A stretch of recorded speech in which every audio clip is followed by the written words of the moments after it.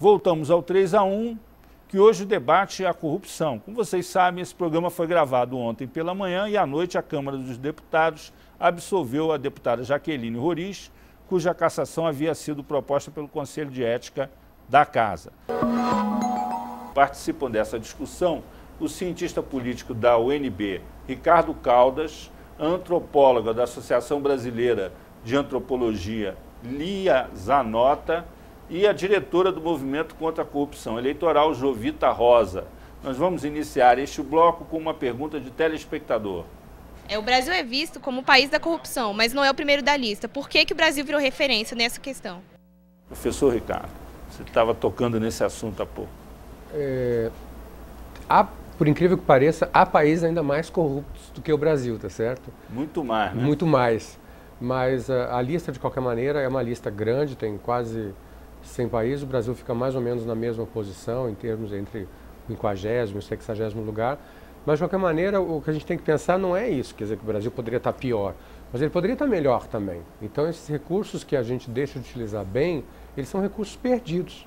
Então, é por isso que a pessoa vai ao posto de saúde, não tem remédio, não tem esparadrapo, às vezes falta até injeção, falta vacina, porque os recursos estão sendo desviados. Então, esse cálculo é feito pela Transparência Nacional, lá em Berlim, né? Então ela avalia a percepção de corrupção em vários países do mundo. Então, eles chegaram à conclusão que no Brasil há muito desvio, e essa é a razão de que nós estamos tão mal, numa colocação tão ruim, né?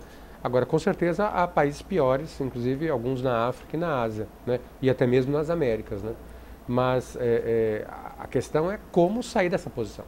Existem mecanismos institucionais que funcionam de modo, inclusive, que a gente consegue ter informações sobre a corrupção que existe, o combate que é feito a elas. Onde é que está o gargalo?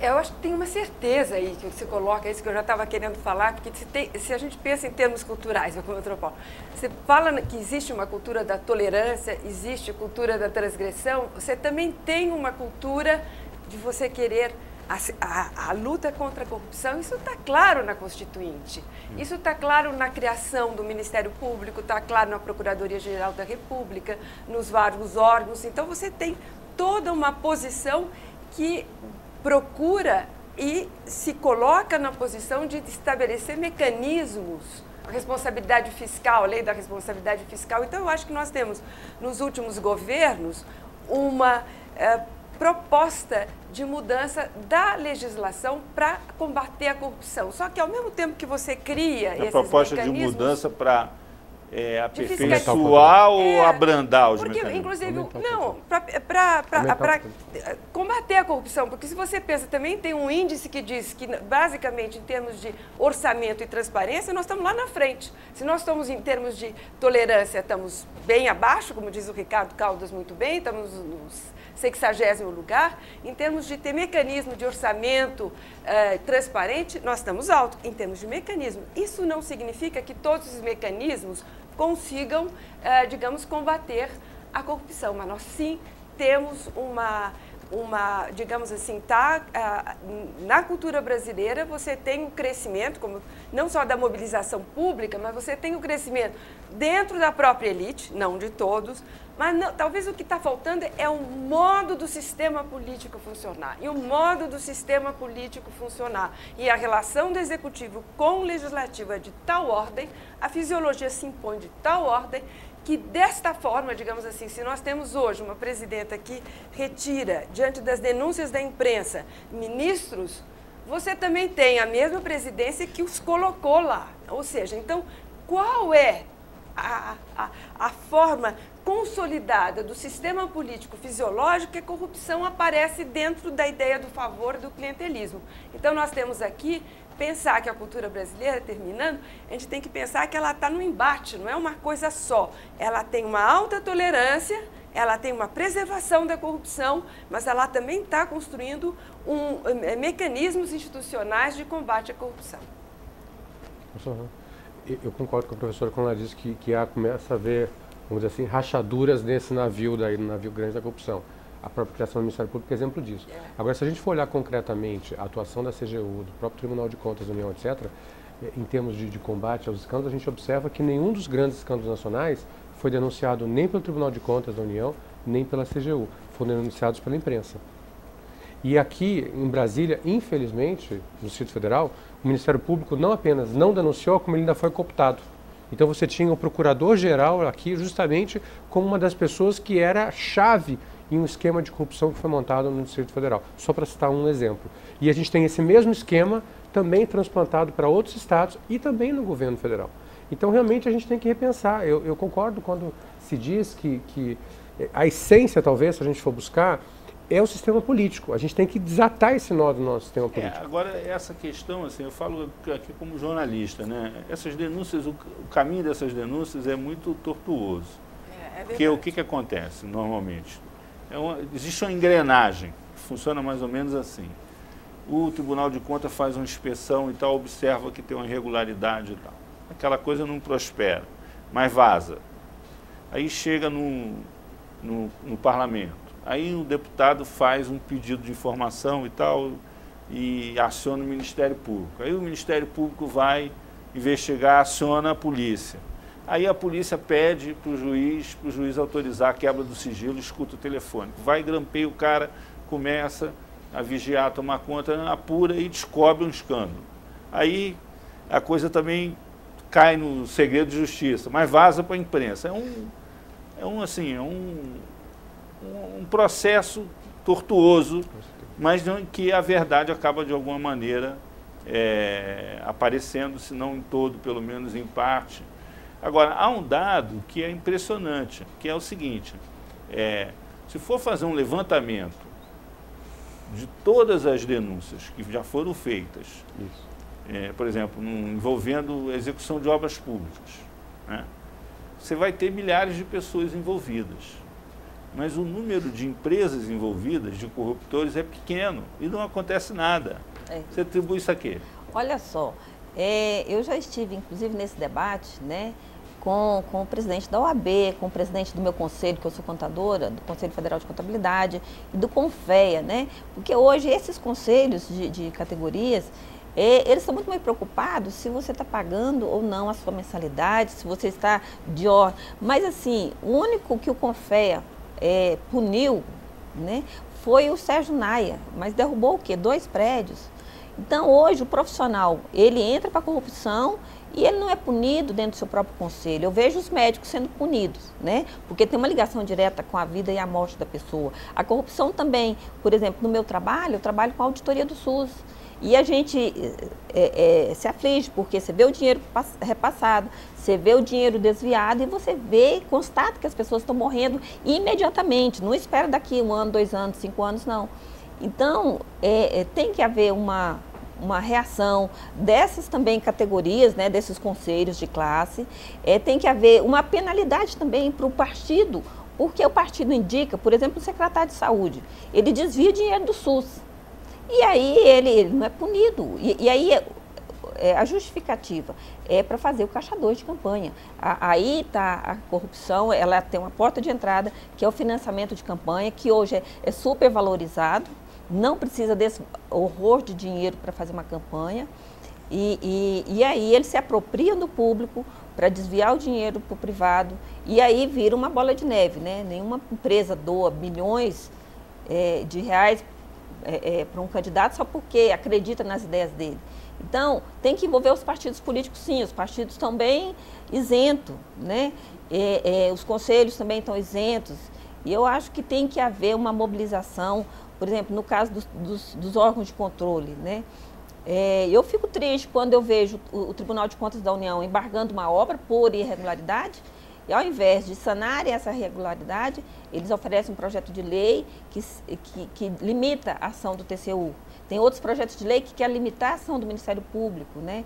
O Ministério da Saúde, por exemplo, tem o Sistema Nacional de Auditoria do SUS, criado há 18 anos, que ainda não saiu do papel.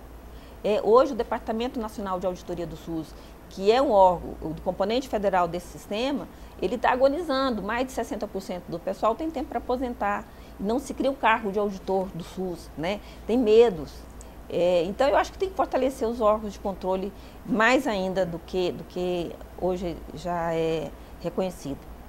Não, voltando aí para a nossa sociologia, né? Há uma afirmação famosa de que os políticos, vamos dizer assim, eles se movem pelos objetivos, né? Pelos fins. E a burocracia zela pela legitimidade dos meios, né? Isso acontece no Brasil ou a nossa burocracia está muito contaminada pela corrupção?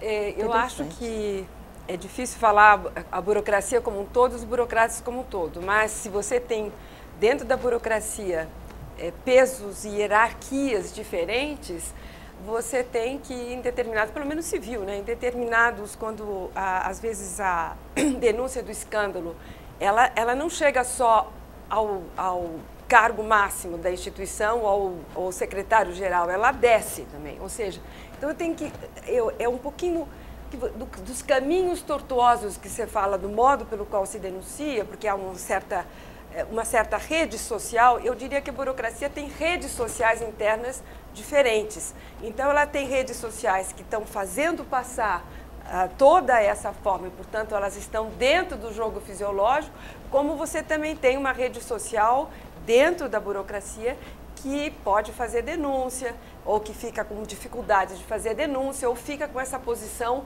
de uma certa impotência muito grande, que eu também trabalho com o sistema de saúde, que é você ver praticamente desvios de verbas fantásticos, né?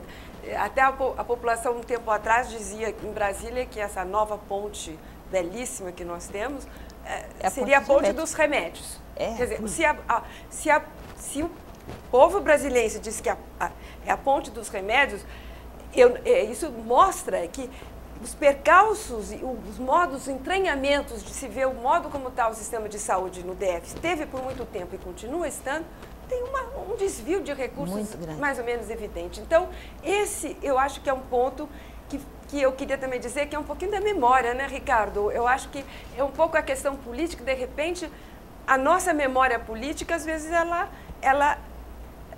mostra uma nebulosa quase em cima dessa. Então, a gente esquece disso.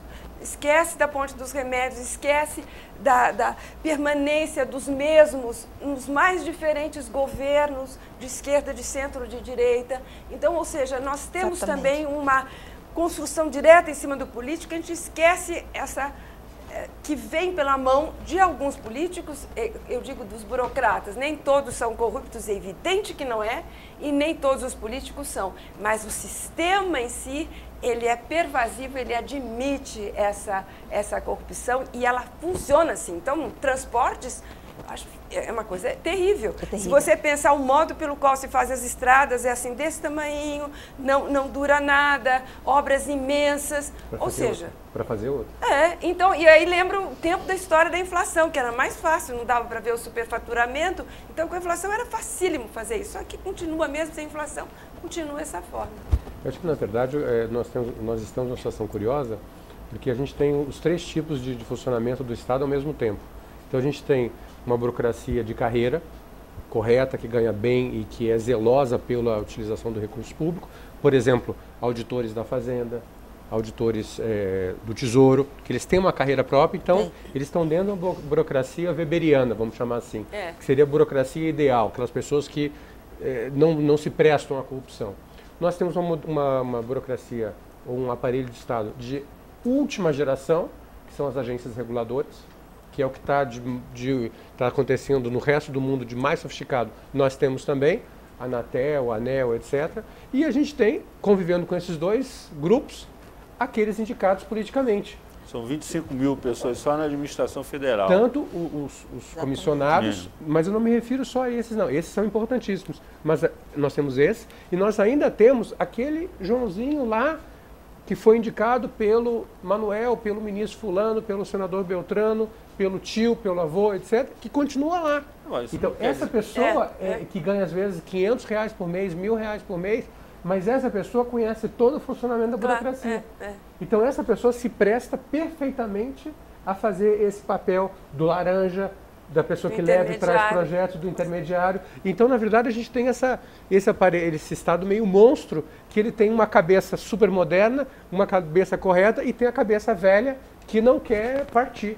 E aí a gente tem que conviver com esse Estado ao mesmo tempo. Um monstro de duas cabeças. 3 cabeças. 3 cabeças. Nós vamos fazer um intervalo. Voltamos daqui a pouco com 3-1, que hoje debate a corrupção.